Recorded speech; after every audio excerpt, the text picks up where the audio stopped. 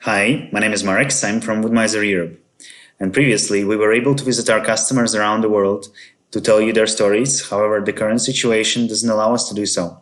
So we want to try a different approach today. And we are going to be connecting with Keith Threadgall from Scotland.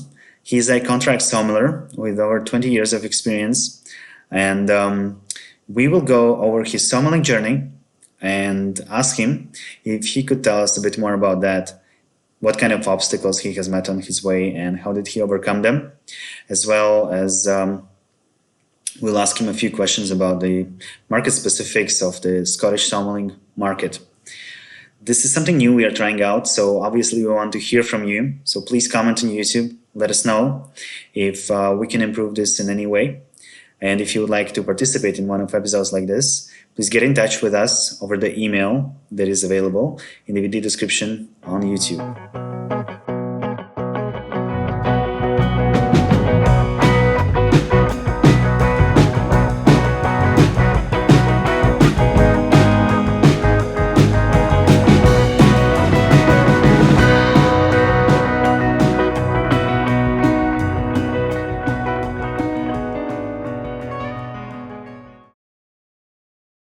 Hi Keith. Hi Max. It's nice to chat to you. Could you please just introduce yourself to our listeners and people who are watching us on YouTube? Hi, my name is Keith Threadgall. I'm based in south of Scotland, in the Scottish borders. I do contract sawmilling, which I've done for over 20 years, and I also work as an agent for Wood-Mizer covering Scotland, the northeast of England, which I've done now for some 8 to 9 years. When you're saying that you're a contract sawmiller, what does that mean? Do you how does your sawmilling look like?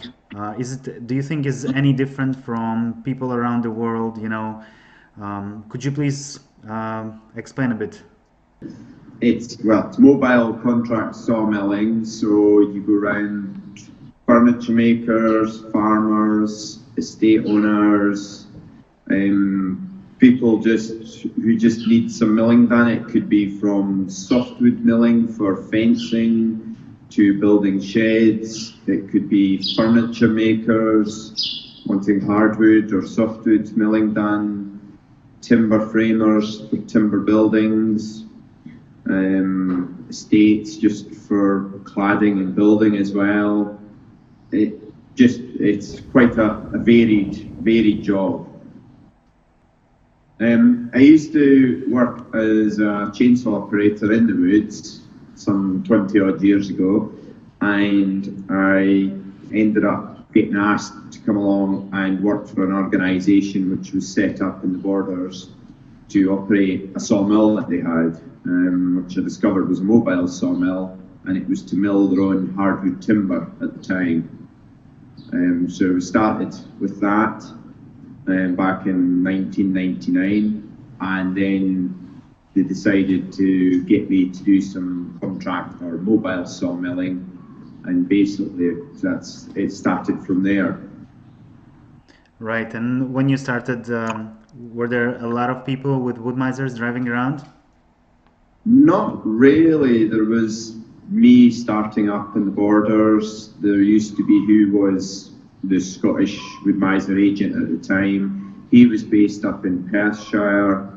I think there was maybe another one or two. There wasn't a lot of people. There was a lot of sawmills out there, but not a lot doing contract sawmilling or running it as a business. It was mainly doing their own milling, maybe on an estate or a farm, and they would maybe do some milling for somebody. But to make it as a contract business, there would only be maybe 3 or 4 of us at the time. To travel to the north of Scotland, it will take 4 to 5 hours in some cases when you're towing.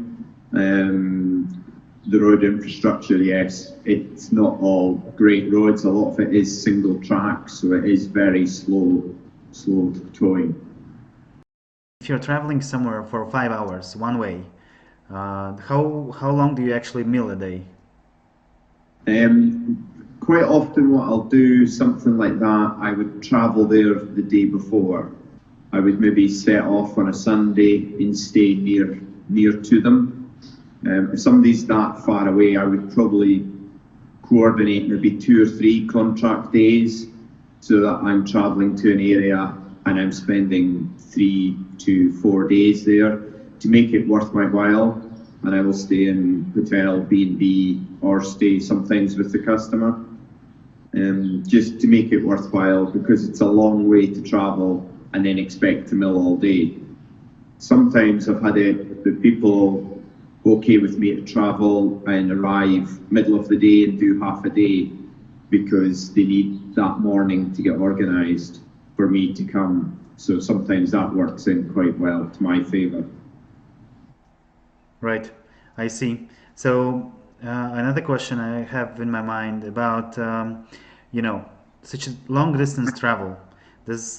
How much stuff do you carry with you? Do you take like a helper and assistant with you? I don't generally take anybody with me. I always try and make the customer who I'm going to contract mill for to supply the labour and machinery. What I'll take with me would be fuels for the machine, blades, spare parts, chainsaws is the sort of my main criteria of what I'll take with me, and tools, obviously. Because it's quite interesting. From spare parts, what do you take with you? How many blades do you take with you?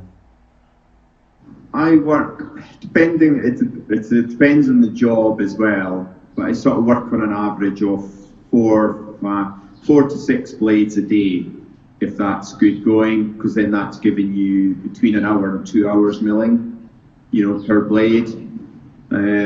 So if you're going for 3 or 4 days, you're taking 20 blades with you. You might have 15, 16 of them which are been resharpened, and you might take a box of newer ones with you, or new ones with you, so that you've got a backup plan.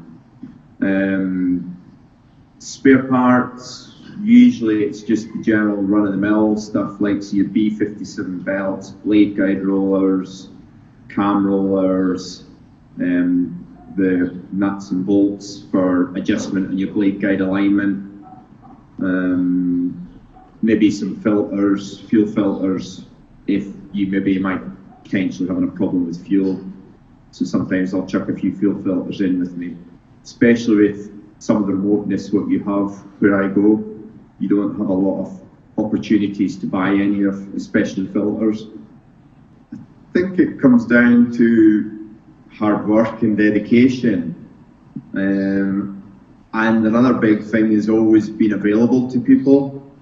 One thing I find with doing or agreeing to do contract milling is actually giving people dates, as in a date in a calendar, because everybody has to work to something.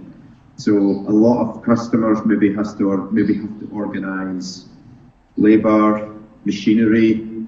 So a lot of people just say they'll turn up in a few weeks' time, but they don't give a specific date. I've had customers mention that to me. You've got to keep it professional. You've got to give a date, a week, a day, say when, so they can agree to it and turn up and be there and just show willing at whatever gets thrown at you on the day or on the several days that you're there for. So yeah, a lot of it just comes down to just dedication and just getting into it. And I enjoy what I do. What other things do you do? Hobbies? Do you play golf or something? What is you do out of work? Out of work, don't play golf. Main things is we've got 2 dogs. We walk the dogs. Spend a bit of time doing gardening. Because I end up staying away quite a lot from home, it's just nice to spend time at home and be at home and spend it with my wife.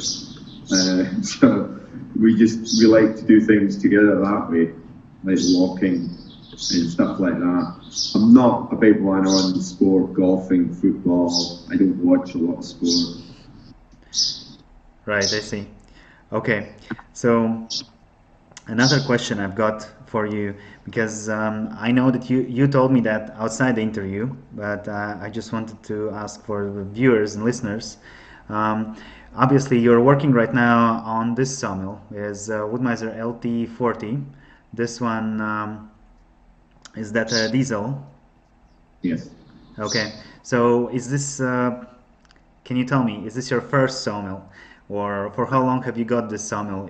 And maybe can you tell us about your journey with, how many sawmills have you gone through? Well, when I first started, it was with an organisation 20 years ago, which they had an LT40 sawmill. Then we upgraded it to an LT40 about 10 years ago, and I stayed with that organisation for nearly 5 years. So that took me up to 2015, and I used to contract sawmills for them and work with them, and I co-owned the organisation. So 5 years ago I decided to do it on my own, and bought a sawmill, which was an LT40, and since then this is the fourth one. I've got two at the moment.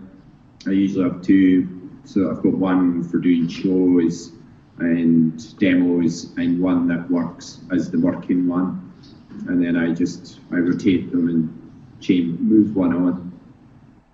Right, I see. So what do you do with your old sawmills? Is the resale market, second-hand market, is it good in the UK right now? It seems to be. A lot of people don't want to go to the expenditure of buying brand new because they might not be a heavy user. They might only use it a couple of days a month, so they don't want to buy brand new. So you get a lot of people sort of looking at the second-hand market with low hours on. So what I quite like to do now is just keep them for a year or maybe up to 2 years, and you find that a price bracket that people will buy, and just keep it as a sort of part-time operation. So people seem to be getting to know that this is what I do. Is just keep them for a year or two and then move them on. Okay. So, and a part of buying a sawmill, what other costs are associated, let's say, in Scotland with running a sawmill? How much it costs actually to do contract sawmilling?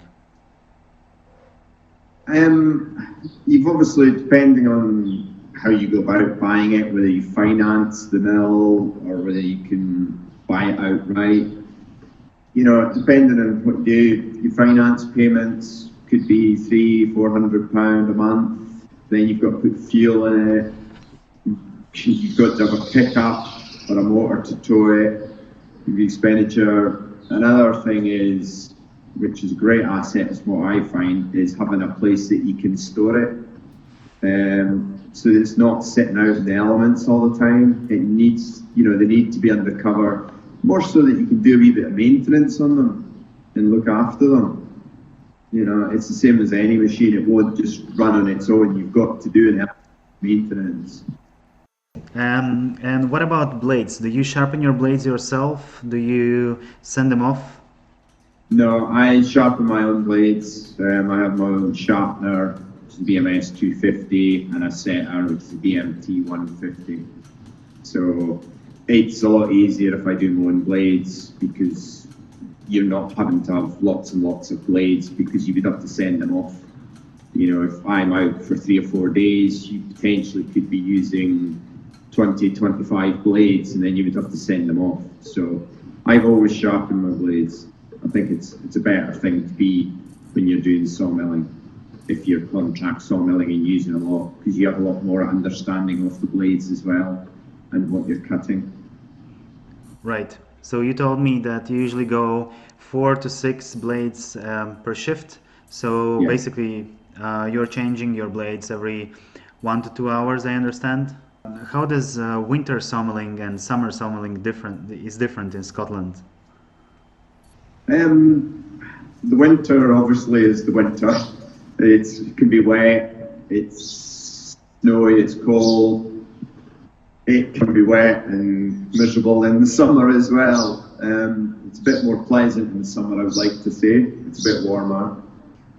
I find it doesn't matter what time of the year, there's no real variation. I don't have like a certain time when I'm milling. It seems to be all year round now. People get you out doing milling. So there's not like what would you say, a time when you're doing it. You find maybe more than hardwood in this winter, because generally you find the hardwoods are felled sort of autumn time in the UK or Scotland. So you'll do more hardwood milling through the winter time maybe, and more softwood through the summer. But sometimes it can be equal all the way through. And what do you enjoy more when sawmilling? Is there like a specific, I don't know, do you like to sawmill for specific customers, or do you like sawmilling specific wood species? Do you like specific area? The hardwoods, interesting hardwoods are always, there's always an interest there. It's always a bit more fun. You know, there's a lot more challenges given to you in milling hardwood. The softwood, yes, there's challenges in it, but it's a lot more repetitive, should we say. If you're cutting cladding or boards, the softwoods aren't as big, so there's a lot more. You're going through the timber a lot quicker. You're milling a lot more. The hardwood is more. It's more interesting, more challenging. Right. Okay, gotcha. And you know what is the added value to timber? Obviously, after the log has been sawn, well, what do you charge, and how much do actually people earn when you sawmill for them? It's difficult to say as in what their return is, you know, because of what they're turning it into, whether it be furniture, whether it be beams, whether it be flooring, as in the hardwood side of it. It's a difficult one to sort of gauge on. I suppose everybody's got their own prices. You know, if you're cutting a lot of cladding for somebody, it could be, you know, the price of what they get for cladding. But furniture, you know, they might, you know, 20 tons of oak might cost them £5,000, and the value of that, as it's been after it's been milled, could be 20,000. But then if it turned into furniture, it's going to be a lot more. Your softwood, you could be looking at £1,500, £1,600 for 20 tons, but you might only turn it into £6,000–7,000 worth of finished product. It depends on what the market is as to what they would return. The milling costs an average of £400 a day plus the VAT for me. All right, gotcha. And in sawmilling itself, what do you enjoy the most? What is why do you keep doing this? Sometimes that's myself.